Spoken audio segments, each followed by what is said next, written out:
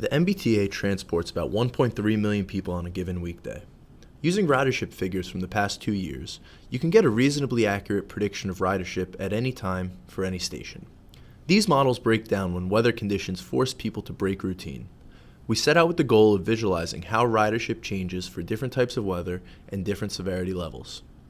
You can see some intuitive patterns by looking at select stations. Oak Grove, for example. Since it's in a heavily residential neighborhood on the end of the Orange Line, almost all of its entries consist of early morning commuters. State Street is the polar opposite, since it lies in the commercial center of Boston, and the majority of its entries occur at the end of the business workday. South Station acts as a hub and is a hybrid type of station, with heavy traffic during both rush hours. These are not earth-shattering conclusions. Having the data reflect our basic intuition about public transportation provides the user with a good introduction to visualizing the MBTA before diving into the weather data. One of our motivating goals was to determine at what point does snow start to affect the number of people riding the T.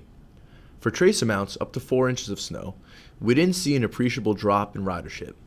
Above 4 inches of snow, it's clear to see that ridership is much less than when there is no snow.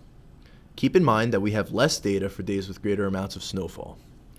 Another reasonable question might be whether stations in residential areas are more affected by snow than stations closer to downtown Boston.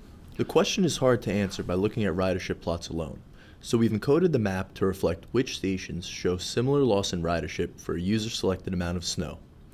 Note that there isn't a large difference in the shading between stations further from the city and those closest to downtown. We also found that weekend traffic saw large decreases even for minimal amounts of snow. This differs from what we saw for weekdays and suggests that weekend routines are less compulsory and are much more sensitive to snowfall.